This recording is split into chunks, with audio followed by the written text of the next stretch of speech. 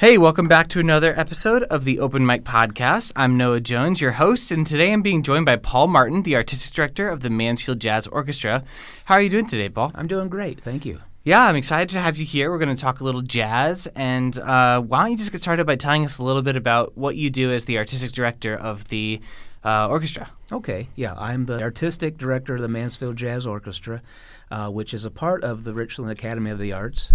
And I've been there for actually now only about 3 months, but we are neck deep into it.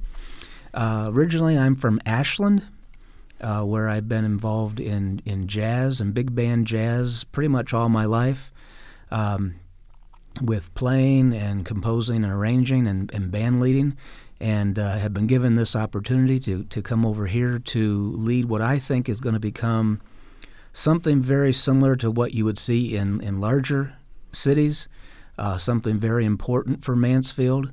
We're going to feature a lot of Mansfield's musicians and area musicians, and we think it's just going to be a really wonderful thing.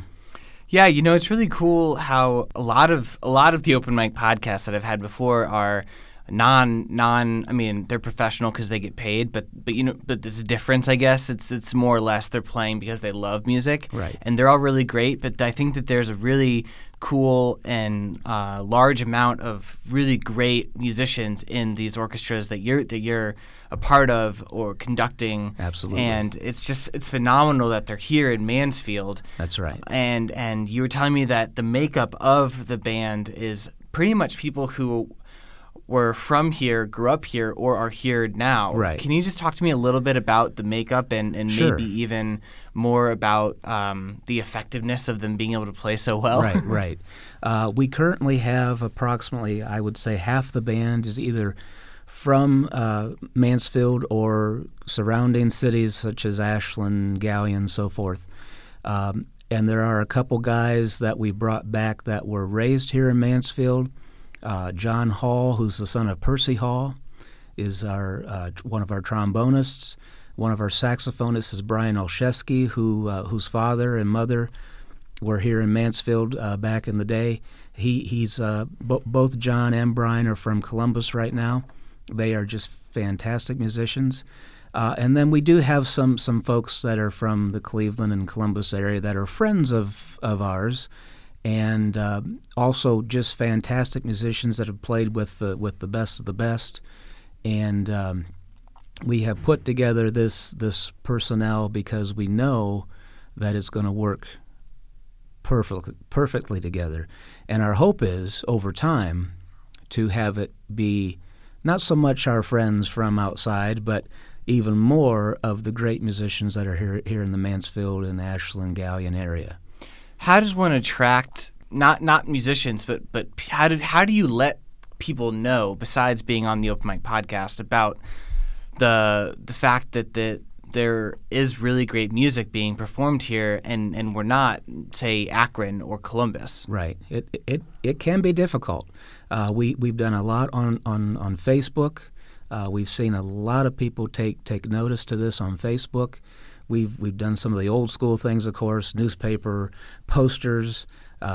Word of mouth has been fantastic for us. Of course, you know, we had a concert back in September with my quintet, the Paul Martin Jazz Quintet, and the big thing was people came and they were shocked. They said, "This doesn't happen around here." I said, "Well, it kind of does. You just didn't know about it." So what we need you to do is, following this concert, if you truly enjoyed it, go home, put this next date, which is November 18th, Sunday, at the Academy with the Mansfield Jazz Orchestra, put that date on your calendar, and then call all your friends that you know want to come with you. And it was amazing because we had people immediately come up to us after the concert and say, "Here's the list of friends I'm bringing next time." And that was huge. Yeah, you know, it's funny. Yesterday was election night, and so sort of have that whole get out and vote idea on my brain still from listening to all the different rallies and stuff. And the vice president even said at the rally he held in Mansfield, he was like, you know, bring 10 people to vote. And it's pretty incredible what you can do if you just ask people to go out and tell their right. friends about positive experiences. That's right. I know I took a marketing class when I was in college, and they said basically, I don't remember the exact numbers of it, but they're like, if you have a good experience, you're going to tell one person, but if you have a bad experience, you tell 12 people. That's so right. it's really That's important right. that you get Yes. that smaller Yes. amount of positive people Yes. to tell people about it. So And I know back in February when the Mansfield Jazz Orchestra first started, they had a huge crowd. So we're hoping that crowd will come back, and again with all their friends. So right. So if we don't have room to have everybody sit down, great. Yeah. So tell me a little bit about the pieces that you'll be playing. Well, a lot of the music we're doing on this first concert that I'm leading is music that was written and performed back in the 50s and 60s here in Mansfield. It was played by a band named the Riley Norris Band. Riley was a trumpet player, and they played throughout the Mansfield, Mount Vernon area. And their arranger and composer was Dick Cohn. And probably today most people don't know about those names anymore. But Dick Cohn was just an absolutely fantastic musician, composer, arranger. He's the kind of guy that could sit down, be talking to someone, read a book, and write music out by hand without even thinking. And we're going to bring some of that music back. We have special arrangements that were written exactly for that band back in the 50s and 60s, and the musicians are so excited about it. So hopefully Mansfield is gonna get into it too. Again, I say, people may not remember those names, but we're trying to bring it back because it's such an important part of Mansfield's history. Very cool. Maybe they won't remember the names, but maybe they'll also remember the sounds. They will probably do that, and they'll. If they don't remember those names and the sounds, well, they're going to get to hear something brand new then. Yeah, which is always a great it's experience. Fantastic. Yeah. Yes. Yeah, so before we forget to mention it, it'll be held Sunday, November 18th at 3 o'clock at the Richland Academy of the Arts. Can you tell us anything about your relationship with the Academy? Yes. I started working with the Academy back in August. I serve as their music director, so I oversee the private music instruction, special music events, organizing recitals and things like that. Basically, I'm taking over from where their previous music director, Greg Carter, started off, and we really hope to see a great growth in music over at the Academy, and in addition, a great growth and, what do you want to call it, resurrection of big band jazz here in Mansfield. Very cool. I have long been jealous of the children that get to participate in that the activities in that building. When I first moved here from St. Louis, it was a school still, and I'm not entirely sure what all has changed or the changes that are now. But I don't. Correct me if I'm wrong. But there are no more academic classes being taught there on a full day schedule. Correct. Correct. It's basically music, dance, art, and then we also have martial arts. Oh, very cool. I did not know about the martial arts stuff, Right. but I can see dance classes happening because we're right across the street from it. Absolutely. But I was just so envious of all the people who got to go there for their school day when I first moved here, because that sounds like an absolute dream. The only sort of charter school that I ever got involved in got accepted into. I didn't end up attending it, but it was for like physical education. Oh, okay, right. Which right. would have been cool to be able to kick a ball for an extra 2 hours a day, but right. Didn't have the same effect as learning guitar. Sure. Yeah, so is there anything else that you want to talk about for the orchestra event? Yes. Also, we have a wonderful vocalist coming. We have Kelly McLennan from Columbus coming. Oh, okay. She is going to be singing, and what's interesting is we're hoping to bring her back to teach some workshops and some private lessons. So we're going to kind of introduce her to the Mansfield community through this concert. And also, we are going to be announcing that we are starting a youth program along with our Mansfield Jazz Orchestra. We currently are calling that the Mansfield Youth Jazz Ensemble. Very and cool. Whether it evolves into a full big band such as the Mansfield Jazz Orchestra or something a little smaller, we have yet to see. But we've had a great response from area high schools, and we're really hoping that we can create something that not only Mansfield is proud of, but the kids are proud of. Yeah, it's important for children to have success as Absolutely. young musicians. Absolutely. It really sort of helps build not only their confidence in playing music and willingness to learn music, but Right. in the future as well, Right. not even just musically speaking. Right. Can you talk to me a little bit about that? Because Well, I'm sure you've had that. Sure.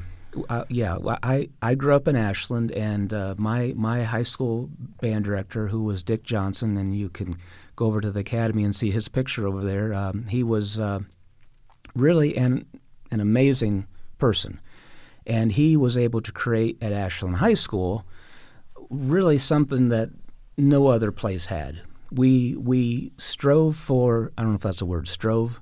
Strived. We I don't know. strived. It's great. Whatever.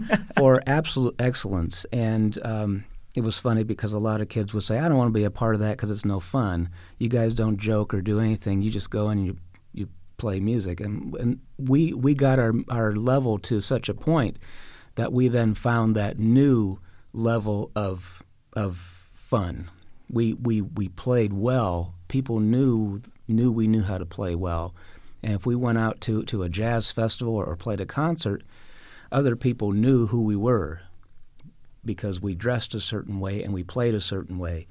And we really were basically a sort of honors type band. And that's kind of what I want to see happen with the Mansfield Youth Jazz Ensemble, is to have an ensemble and an organization that kids can be a part of and really take their excellence to a whole new level, so they can be a part of something that makes them feel so unbelievably great, and they know that they're doing something great.